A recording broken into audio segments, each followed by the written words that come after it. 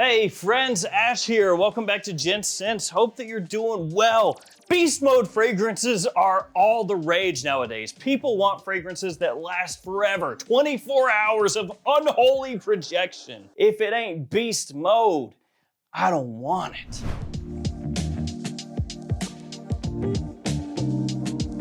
Or at least that's the general consensus that you hear sometimes, but I'm here to tell you, sometimes it's better to have a fragrance that's actually more subtle. Something that, yes, you can pick up in the air, but that's not gonna overwhelm you. Something that smells just absolutely amazing in little wafts is oftentimes the better way to go. And with that in mind, I'm gonna share with you guys today 10 fragrances that smell absolutely stunning, but are a little bit more subtle. And I've got fragrances that cover the entire gamut of what you would need. Fresh ones, warm ones, sweet ones, some that are better for summer, some better for winter, some better for day, some better for night, just the whole deal. All of these fragrances will be linked in the description. Feel free to check them out there. I'm gonna start things off with the fragrance that gave me the idea to do this list. None other than Spice Bomb Dark Leather from Viktor & Rolf. Now, obviously the Spice Bomb line is pretty well known for performance. The original Spice Bomb Extreme, even Night Vision, Infrared, those are known for having good projection, good longevity, actually sometimes great projection and longevity. And with this one coming out, the expectation was it would have that. I mean, it's a Spice Bomb and it's named Dark Leather in an all blacked out bottle. It's gotta be pretty strong, right? Well, not exactly. Now, as far as the scent profile goes, I think this stuff smells fantastic. Off the top, I think it might be the best smelling Spice Bomb when you first spray it on. And if it's not the best, it's darn close. It has that original DNA to it. You know, the original Spice Bomb Extreme, kind of Bulgari Man in Black a little bit. It's in that wheelhouse. But it also has a really appealing sweet spiciness off the top. It's got a nice zinginess when you first spray it on. You know, it's very lively. Touch fresh as well, which helps balance things out initially. And that leather, you can pick it up pretty much right away. So it's like leather, tobacco, cinnamon, and like this little bit of freshness. Again, it smells great, but it is not as strong as the other Spice Bomb fragrances. In the opening, it's got a pretty good push, but once it settles down into the mid and the dry down, it is definitely weaker than the other Spice Bombs. Now, you could do a number of things to alleviate that. You could go pretty heavy. You could spray it on a lot. To be fair, in the opening at that point, it's gonna be like unholy, but once it settles down, it should be nice. You could also spray it on your clothing, or you could just embrace it and wear this as the more subtle, sophisticated, sexy, dark take on Spice Bomb. That's what this is. And I think, again, it smells amazing when you catch whiffs of this in the air. So I could see being disappointed if you were expecting beast mode with this and instead you get subtly sexy. That's not the same thing. But this stuff, again, amazing in the air. It smells so good. So if we're going just off scent, that stuff, perfect for a date night. You could even wear it in more formal situations as well during the fall and winter time because it's not as aggressive. It's not as like forceful with the spice off the top, and that nice sweetness and leather, that combo gives it a little bit of an elegant edge. From there, we gotta go with a classic, a modern classic, the one Eau de Parfum from Dolce & Gabbana, which at this point is almost like the go-to prerequisite fragrance for a list like this. I think that the one, both the Eau de Toilette and the Eau de Parfum, are some of the best date night fragrances in the designer realm ever. Like if there were a Mount Rushmore of date night fragrances, I think you gotta put the one on there, and you probably have to put La Nuit de l'Homme up there too. So then you got two slots to use for whatever, but the one and La Nuit just like automatically go there.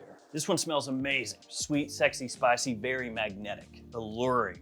And that's one of the things with subtle scents a lot of times that gets overlooked, gets lost in the sauce when people start talking beast mode this, beast mode that. And that's nothing against beast mode fragrances. Those things are fantastic as well. There's so many killer beast mode scents out there, but I like to have the whole range at my disposal. Strong, weak, everything in between. But anyway, back to what I was saying. It gets lost sometimes that magnetic fragrances or intoxicating fragrances, whatever you want to say, the type of scent where you catch a whiff and you're like, what is that? I want more. That is more easily accomplished with something like this than something that's overwhelmingly strong. Now, don't get me wrong, sometimes overwhelmingly strong is what you want, but in other situations, you definitely would be better suited going with something that's more enticing. Sometimes a little tickle is better than a slap, is what I'm saying. Another fragrance with tobacco, sweet spices, a good amount of warmth, just immediately enticing. And it has actually decent longevity for me off my skin. And the projection is not as bad as some people would say. This one has been consistently one of my best compliment getting fragrances. I don't wear it as much as I used to, but it still works. Let's go with something fresher next. Let's go with this one. XX Teal from John Varvatos. Technically, the full name is XX Artisan Teal, but if you look up XX Teal or just Varvatos Teal, it'll pull this up. And truth be told, I looked at a number of different Varvatos fragrances for this list because they do have a little bit of a reputation for having fragrances that smell amazing, but maybe don't perform quite the best. And this one kind of falls into that style. It's very fresh, it's very clean, has a nice muskiness to it, some citrus in there. It has some similarities to Y Eau de Toilette from Yves Saint Laurent, and also a little bit of a similarity to my fragrance, South Slope. All these fragrances I did in collaboration with Michael Malol. I creatively directed them, they released them, and you can find these in every Perfumania and every fragrance outlet store in the country, in the US, and also you can find them at Michael Malol's website, linked in the description. Just Michael Malol X Gents. So this one, extremely fresh, bright, clean, little bit sweet. I think it's a perfect vacation fragrance, a great daytime scent when it's hot outside, nice beach fragrance. It's in that style and that kind of vibe, but it could make a really good work fragrance as well because it's not too aggressive. It's not too in your face with the sweet aspect or anything like that. It's another one that if you want it to last a little longer, project a little harder, you can go heavy with this one. But as long as you don't mind it being subtle, this stuff actually works extremely well. And it's overlooked, honestly. Not too many people out there rocking that one. Before we head to the next fragrance, guys, here are some codes you can use to save yourself some money. There are new codes for the Oud store and also JOMASHOP. The JOMASHOP codes only work in the JOMASHOP app. Actually, I had to download the app myself. I didn't have it. And it's actually really easy to use. It's essentially just the website. So if you know what's on the website that you want, you just search it there, add it, use the code, check out, save yourself a little money. All the other codes work like usual. Let's move to the next scent. Which one? Let's go with this one. Polo Red Parfum from Ralph Lauren. This is one of those fragrances that I feel like you could use just about whenever you want. And it's gonna give you a different feel, a different flair compared to your typical blue fragrance that more people might be wearing. Super pleasant opening, smells great. You get blood orange in there, bergamot, so you've got this great citrusy pop with a good amount of sweetness when you first spray this on. Now it doesn't quite give you that cranberry hit that some of the earlier Ralph Lauren red fragrances, Polo Red fragrances had, but the way the citrus comes across, it can remind you a bit of some of those earlier openings that had the cranberry more prominently featured. Regardless, citrus smells great off the top, nice and sweet as well. So you've got that fresh sweet combination going on that works so well in terms of complement factor. Has absinthe as a note, which is a little bit out of the ordinary, but it doesn't come across odd or off-putting or anything. You also have a very clean lavender in here, slightly soapy, some musk in there as it dries down. Again, pretty much a year-round fragrance, daytime or nighttime. And it's not that the performance is awful on this one, or really on any of these, it's just, it falls into that average range as far as longevity goes. And the projection, I would say, also kind of average, maybe very slightly below for a parfum concentration anyway, but it smells amazing off the top. Big compliment puller, super easy to wear, extremely versatile. And like I said, different from all the other blue fragrances out there. Now I talked before about Spice Bomb Dark Leather. I'm also gonna talk about this one. Man in Black Parfum from Bulgari. This one also smells very nice. It's a more grown up, more elegant version of the original Man in Black. It's smoother, It has a little touch of like smoky woodiness in there. Still has a nice sweetness, sweet, spicy, once again. It is basically exactly what you would think of as Man in Black turned into a parfum. It's one of those situations where they do a higher concentration flanker, higher concentration version of an existing fragrance, and it smells really similar to the OG, just made richer, deeper, darker, typically a little more elegant, all that stuff. That's what this is. The issue with it for some people is going to be the same issue as over here with Spice Bomb Dark Leather. Performance is not beast mode, and Bulgari Man in Black is pretty strong, the original anyway. And I said that when I did my first impressions on this one, that it's, you know, it's got those pros and cons, or will for a lot of people, because it smells great. Actually, it smells really nice. But if you go into it wanting something that is strong, that is beastly, you will probably be disappointed. But as long as you accept this as a more subtle, frankly, more elegant, sophisticated, sexy version of the original, then it is killer. It's funny that these two came out kind of in a similar-ish time frame. Both of them blacked out for the most part, both of them promising to be the most beastly version yet. And then you get them in and it's actually not. But once you move past the whole performance thing and you get down to how it smells, they both smell good, really good. Especially this guy off the top. Let's go back to a fresh one again. Versace Pour Homme. Gotta go with that. Now with Versace Pour Homme, nobody approaches this one and expects it to be beast mode, right? Nobody is looking at this, buying this, especially because it's been out for a long time, but nobody is buying this and thinking, oh man, that right there, it's gonna last 24 hours. That's gonna project, fill up an entire gymnasium, not even a room. I wanna fill up an arena. I want people to be choking that are 350 feet away, or like 100-ish meters away. Nobody expects that from this. Right, nice light blue coloration, clean, clean, clean, very fresh. So this is not going to catch the same level of vitriol as some of these others that would be more fall and winter type scents, or considered fall and winter type scents. But this stuff smells so amazing that even if it did catch some hate, and it does from time to time from some people, but even if it did catch some hate for the performance, it doesn't matter. It's one of those things where you can just keep going back to this and wearing it in just about any situation, wherever you're going, whatever you're doing, and it's gonna work. Fresh, clean, you know, little aquatic, white florals, smells great. Really classy as well. And I think you can use that, honestly, whenever you want. It's one of those fragrances where it's just easygoing. And Missoni Wave, Chanel L'Homme Sport, of course, those two you could pick for this. But of those three, the heaviest one off my skin is a L'Homme Sport. And I don't actually think that one's really that subtle. And Missoni Wave is kind of in between. And then as far as like the freshest, airiest version of that type of scent profile is this one. But it still is so good, still worth wearing. After that one, another freshie, Haute Fraîcheur from Cartier, a part of their Declaration line.